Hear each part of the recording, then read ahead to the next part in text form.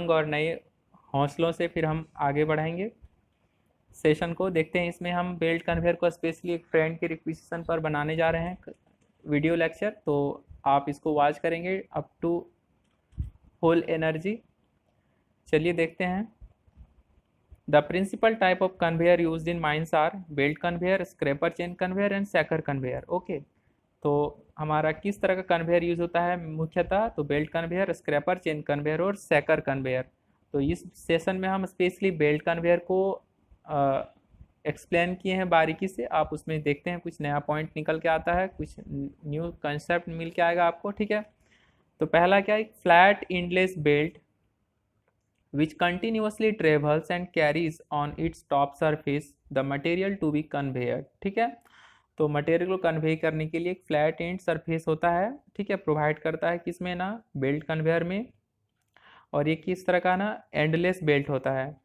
फिर इसमें पॉइंट 2 बोल रहा है the idler which supports the belt. ठीक है, अब यहाँ पे इडलर सेट लगा रहता है, तो इडलर क्या करता है ना, बेल्ट को सपोर्ट करता है। ओके, फिर पॉइंट 3 बोल रहा है the structure of angle iron और channel iron on which the idlers are mounted. तो एंगल आयरन जो भी दिया जाता है जिसमें से इडलर को माउंटेड या तो स्थगित कराया जाता है, लगाया जाता है, फिट किया जाता है। ठीक है, पॉइंट 4 बोल रहा है the tension arrangement for keeping the belt in proper tension including the loop take up arrangement. The tension arrangement for keeping the belt in proper tension. ठीक है, तो एक तरह का टेंशन अरेंजमेंट उसमें अटैच करना पड़ता है जिससे कि बेल्ट एक नियत खिंचाव के साथ तना रहे। ठीक है, including the loop take up arrangement. ठीक है, जिसमें से ही लूप टेकअप अरेंजमेंट इंक्लूड रहता है। फिर पॉइंट 5 हो रहा है the drum at discharge end and opposite end that is called tail end. ठीक है, अपोजिट इन को टेल इन कहते हैं। एक डिस्चार्ज इन रहता है over which the belt passes, जिससे से बेल्ट होते हुए पास करेगा। द ड्राइव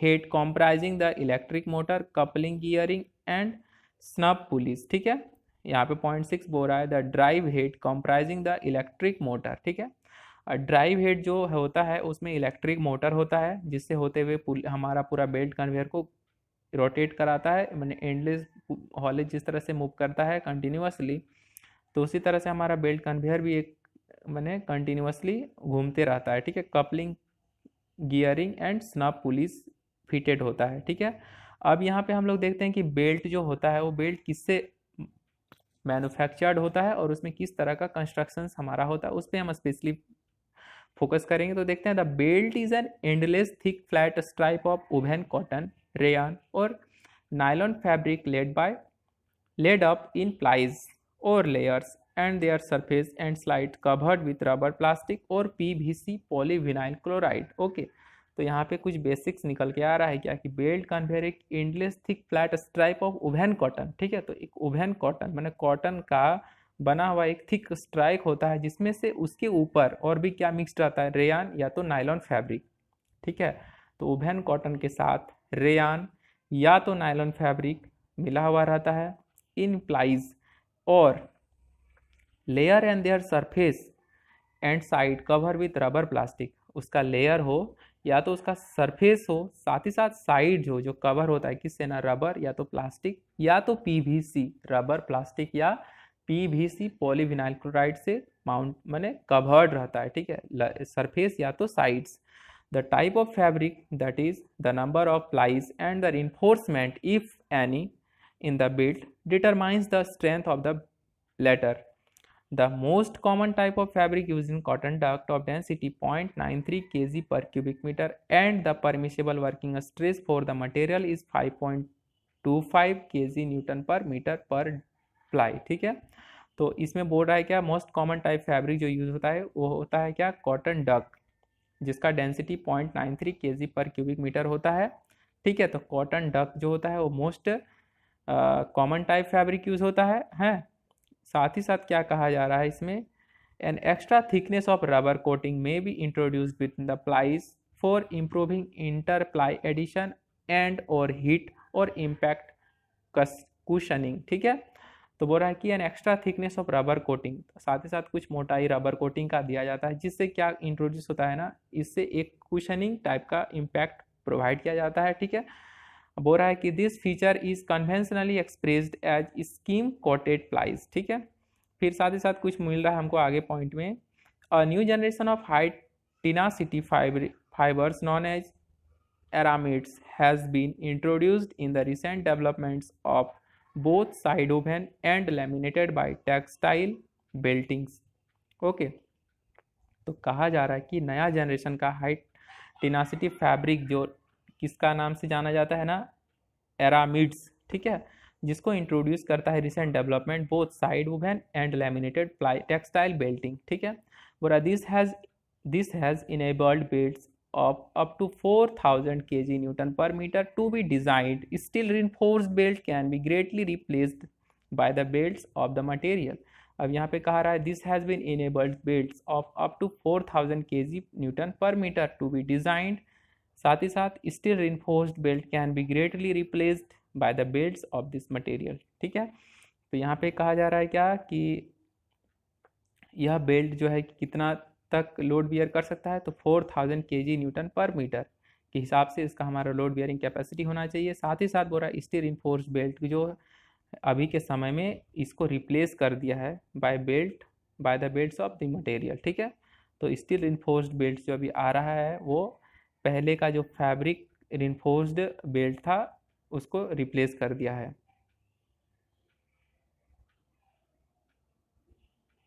ठीक है।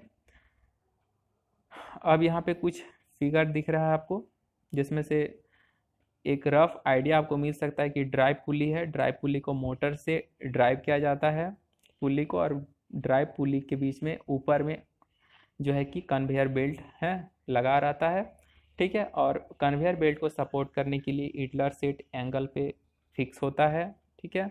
और साथ ही साथ एक होता है बैंड पुली सफिशिएंट टेंशन के साथ टना हुआ खिंचा हुआ रहता है ताकि उसमें टेंशन कंप्लीट मेंटेन रहे। फिर बोल रहा है कि belts having nylon fabric are strong as nylon offers very high resistance to longitudinal tearing, ठीक है। अब यहाँ पे जो बेल्ट होता है तो बेल्ट का जो फैब्रिक होता है, यहाँ स्पेशली यदि क्वेश्चन एक बन के आएगा कि belts having nylon fabric are strong as nylon offers very high resistance, तो नायलॉन फैब्रिक जो होता है काफ़ी हाई रेजिस्टेंस को बियर करता है to longitudinal tearing and damage due to edge turn up, यदि साइड मुड़ जाता है तो उस केस में भी उसका बियरिंग टेंडेंसी होता है, मैंने लोड बियरिंग टेंडेंसी या तो stress bearing tendency nylon fabric का कुछ ज़्यादा होता है।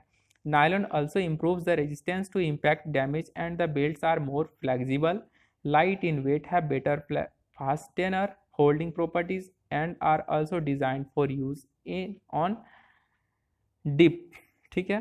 फिर बोल रहा है the rubber PVC polyvinyl chloride of plastics covering provides no strength but protects the fabric from abrasion, ठीक है। अब यहाँ पे यहाँ से क्वेश्चन बन सकता है कि the rubber PVC of plastic covering provides no strength, यहाँ पे आपको सिंपली जान के रखना है कि रबर हो या पीवीसी प्लास्टिक हो या कवरिंग जो है कोई तरह का स्ट्रेंथ प्रोवाइड नहीं करता, लेकिन क्या करता है फैब्रिक को रोकता है किससे ना, एब्रेशन से, वियर एंड एक्शन से, किसका ना, मॉइस्चर या वाटर से, ठीक है। तो मॉइस्चर वाटर के अटैक से या टूट फूट होने से बचाता है, हमारा पानी के प्रभाव से बचाता है, किसको ना, फैब्रिक को, क्या, पीवीसी प्लास्टिक कवरिंग या तो जो भी रबर कवर हो, ठीक है। फिर बोल रहा है belts covered by a layer of PVC instead of rubber and fireproof and only such PVC coated belts have to be used in underground coal mines in accordance with the directions of the DGMS, while the wear resistance and abrasion resistance of PVC covering is greater than that of rubber covering. Its resistance to cutting or grogging caused by impact of larger heavy material is relatively less, ठीक है। साथ ही साथ next हमारा आ रहा है कि one disadvantage of PVC coating is that it has a low coefficient of friction rendering the belt suitable. One disadvantage of PVC coating is that it has low coefficient of friction, ठीक है, मतलब इसमें friction coefficient काफ़ी कम होता है, जिससे क्या होता है ना, rendering the belts unsuitable for steep gradient, ठीक है। तो स्टीप ग्रेडियंट में क्या होता है, जो भी मटेरियल हम इसमें डालेंगे तो वो घिसक के नीचे आने का ज़्यादा डर होता है, ठीक है। Normally, a belt conveyor with rubber coating is capable of working on a limiting gradient of 1 in 5 without any braking arrangement. ठीक है, तो यहाँ पे एक पॉइंट आपका क्वेश्चन बन सकता है कि जो है कि नॉर्मली रबर कोटिंग जो बेल्ट होगा, ठीक है, उसका ऑप्टिमम या तो capable of work up to a limiting gradient of 1 in 5 without any breaking arrangement with thruster brake the limiting gradient is 1 in 3। साथ ही साथ उसमें थ्रस्टर ब्रेक लगा हुआ रहता है तो उस up to a optimum gradient 1 in 3 तक वर्क कर सकता है। The maximum angle of inclination for conveying coal on a plied PVC belting is 16 degree subject to the conditions that the loading section of the conveyor is horizontal for a sufficient length।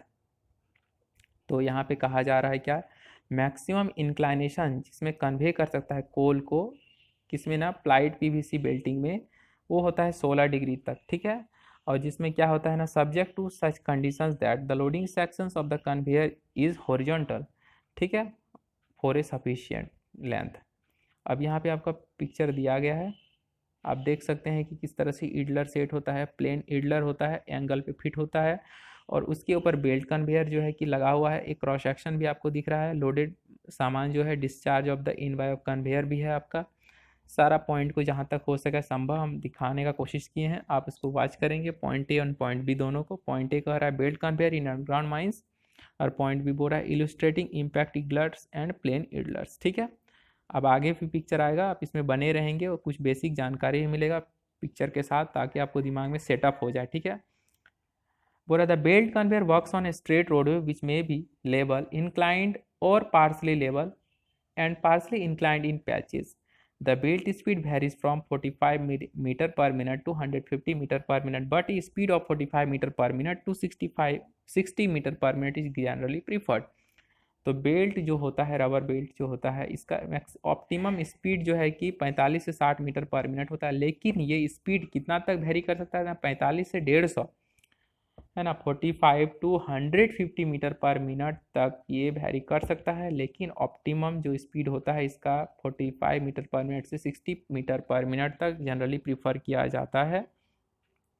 इसमें कुछ basic है यहाँ क्या कि belt width varies from 0.6 metre for face conveyor to 1 metre for trunk conveyor, ठीक है। तो हमारा बेल्ट जो है कि बेल्ट की चौड़ाई 0.6 मीटर फेस कन्वेयर के लिए होता है और 1 मीटर फॉर ट्रंक कन्वेयर, ठीक है। फेस कन्वेयर के लिए ये पॉइंट आपका काफ़ी इंपॉर्टेंट रहने वाला है। तो width of belt face conveyor के लिए 0.6 मीटर होता है, for trunk conveyor 1 metre width of belt होता है। साथ ही साथ अंडरग्राउंड कोल माइंस में, ठीक है, फेस कन्वेयर के लिए 0.6 metre, 1 metre for trunk conveyor in underground coal mines and surface installation may have belt as wide as 1.2 meter or even more as navally lignite mines the maximum size is 1.5 meter, ठीक है। तो यहाँ पे 4 questions आपका बन सकता है कि बेल्ट कन्वेयर का जो विड्थ है फेस कन्वेयर के लिए कितना होगा। तो फेस कन्वेयर्स के लिए बेल्ट का विड्थ कितना होगा, तो 0.6 मीटर होगा। अंडरग्राउंड के लिए ट्रंक कन्वेयर के लिए, है ना, trunk conveyor used in underground, तो उसमें बेल्ट विड्थ 1 मीटर होगा। साथ ही साथ कहा जा रहा है क्या कि सरफेस इंस्टॉलेशन में पहले तो कि आपका बेल्ट विथ फेस कन्वेयर के लिए 0.6, ट्रंक कन्वेयर इन अंडरग्राउंड के लिए 1 metre, trunk conveyor in underground 1 metre, surface installation के लिए बेल्ट विड्थ 1.2 मीटर। साथ ही साथ नेवली लिग्नाइट माइंस में जो यूज़ हो रहा है बेल्ट, उसका मैक्सिमम चौड़ाई 1.5 मीटर होता है, ठीक है। The carrying capacity of the belts are as follows for a troughed belt with a speed of 30 metre per minute with uniform feed of coal, ठीक है। तो कैरिंग कैपेसिटी बेल्ट का क्या होता है, जो कि 30 metre per minute uniform feed of coal होता है। साथ ही साथ यहाँ पे आपको दिखाया गया पिक्चर में कि किस तरह से आप उसमें सपोर्ट देते हैं ईडलर सीट, तो उसका क्रॉस सेक्शन किस तरह से बनता है आप उसको जानकारी ध्यान दें फोटो में। तो यहाँ पे क्रॉस सेक्शन एक देख रहे हैं कि कटोरे का शेप ले रहा है, ठीक है, एक प्लेट का शेप ले रहा है, ठीक है, क्रॉस सेक्शन आपको दिख रहा होगा, ठीक है। और सैग को कम करने के लिए हम लोग क्या करते हैं, ईडलर सेट देते हैं, ठीक है, ईडलर सेट से सपोर्ट मिलता है उसका, ठीक है। अब यहाँ पे पॉइंट बोल रहा है if the belt speed is 60 metre per minute the capacity obviously double. The belt speed is 60 metre per minute the capacity obviously double. The capacity can thus be calculated if the feed is not uniform As very often happens, the capacity will be usually 30 to 60% of the calculated value compared to the trubbed belt. A flat belt has nearly 50% carrying capacity. The maximum lump size carried by the belt conveyor is limited to about half of the belt width. ठीक है, यहाँ पे बोल रहा है कि maximum lump size जो belt में कन्वे हो रहा है वो क्या होता है, बेल्ट की चौड़ाई का आधा होना चाहिए। मैक्सिमम लंप साइज, जो कितना लंप साइज माने जो चौड़ाई होगा वो कितना होगा, बेल्ट की चौड़ाई का आधा होना चाहिए। ठीक है, half the belt width, but large size likely this cause spoiling of the materials. ठीक है, लेकिन ज़्यादा साइज बड़ा होने से मटेरियल का गिरते हुए जाता है। ठीक है, इस तरह से एक कंसेप्चुअल टाइप का इसमें न्यूमेरिकल वैल्यू मिला है। इसमें देखते हैं, the carrying capacity of a troughed belt conveyor is T is equals to A B भी, when T is equals to the carrying capacity in ton, A is equals to average cross section area of material in meter square, B is bulk density, this relates to density of the broken material including air spaces, V is equals to the speed of conveyor belt. For a belt of width W, the value of the area A varies approximately W square by 10 or W square by 12 depending on the same nature and material. Okay, तो T is equals to A B V, A तुम्हारा cross section area, B तुम्हारा bulk density और V तुम्हारा speed of belt conveyor. तो हमारा carrying capacity किस पे depend करता है, cross section area, bulk density. Bulk density क्या होता है, tension per ton per cubic metre, मैंने this related to density of broken material including air spaces. ठीक है, डेंसिटी ऑफ बल्क मटेरियल तो टन पर क्यूबिक मीटर, और V the speed of belt conveyor metre per second में होता है। ठीक है, इस हिसाब से आपका वेरी करता है वैल्यू। अब हम आगे जब चलते हैं तो हमको मिलता है क्या, the belt manufactured in this country are from 3 ply construction to 8 ply construction, but PVC belts are available only for 3 and 4 ply construction। ठीक है, तो जो है कि मैन्युफैक्चर करता है कंट्री में हमारा जो बेल्ट का वो 3 प्लाई कंस्ट्रक्शन से 8 प्लाई कंस्ट्रक्शन तक वेरी कर सकता है, लेकिन पीवीसी बेल्ट्स जो है अवेलेबल होता है केवल 3 या 4 प्लाई कंस्ट्रक्शन का। ठीक है, बोल रहा है क्या, care of the belt itself is the most important single item of the belt conveyor system and during the installation of the system the cost of the belt along is nearly half of the total cost. Proper care during storage installation and operation need for to overemphasized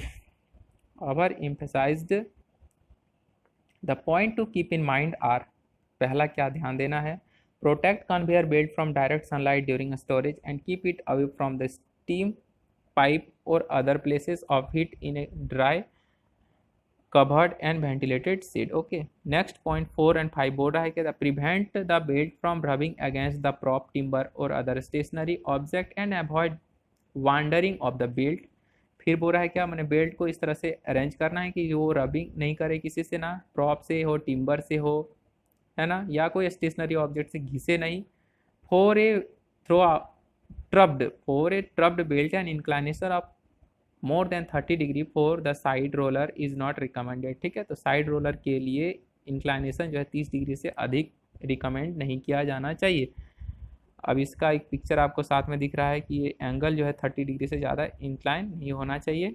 फिर आपका बोल रहा है idlers and the supporting structure, the belt travel on idlers placed at interval of 1.5 metre से 2 metre के interval पर इडलर set दिया जाता है। कितना ना इंटरवल, 1.5 से 2 मीटर इंटरवल पर। The idler is a long pulley moving on its on axis axle and ball bearing and filled with grease for transport. मैंने इडलर क्या है, एक लॉन्ग पुली है moving on its axle and ball bearing and filled with grease for transport of broken and loose material. The flat belt should be given a troughed shape for the length for that length which has to be accommodate the mineral, and such belt troughing is achieved by a set of 3 idlers at one place, the middle idler being horizontal and the other two either side at 20 degree to 30 degree horizontal। ठीक है, तो horizontal के साथ 20 से 30 degree angle के साथ वो रहता है।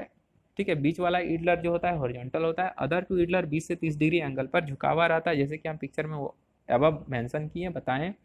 all cotton carriage belt should be used for troughing not exceeding 30 degree. ठीक है, तो कॉटन बेल्ट जो हम लोग यूज़ होता है वो 30 डिग्री से अधिक नहीं दिया जाएगा उसका झुकाव। इडलर्स में B use for very wide belts. A set of 5 separate idlers is sometimes employed so that curve of the troughs is more regular. The idlers are often grease filled for life. They need not be lubricated after installation and have to be discarded after their specified life is over. Some idlers are however provided with grease nipples which have to be greased once in 24 hours. तो idler set को greasing किया जाना बहुत ज़रूरी है और वो greasing जो है हर प्रत्येक 24 घंटा के अंदर में एक बार किया जाएगा। The thick corrugated rubber layer on the surface to take up the impact and provide cushioning. ठीक है, इस तरह से हम लोग बोल रहे हैं कि the direction of axle of idlers and delivery in drum and the tail in drum should be at right angles to the directions of the belt travel, otherwise the belt wanders off the shift off and center line of the part of its length and troughing its opposite resulting in spillage of the content। Okay, और ये हमारा picture दिख गया जो कि पहले cross section में हम एक्सप्लेन किए हुए हैं। इसके ऊपर मटेरियल है, इडलर्स का ये शेप है, ये एरिया ऑफ क्रॉस सेक्शन है। ठीक है, cross section of an idler station with 3 idlers. और इस तरह से ये फर्स्ट लेक्चर कंप्लीट हुआ। अब आने वाला और भी कंसेक्यूटिव वीडियोज़ होगा कन्वेयर, बेल्ट कन्वेयर पर स्पेशली, तो आप इसको वॉच करेंगे और आपको ये वीडियो कैसा लगा आप इसका कमेंट देंगे। अदरवाइज़ आपको कुछ भी इश्यूज़ है regarding any chapters any topic आप कमेंट में देंगे, उससे रिलेटेड यदि आपको वीडियो चाहिए तो वो वीडियो आपको प्रोवाइड किया जाएगा। हो सके थोड़ा टाइम लगता है बट उसको कंपनसेट करके आपको मिल जाएगा। ठीक है, thanks for watching this video, stay connected with mining support.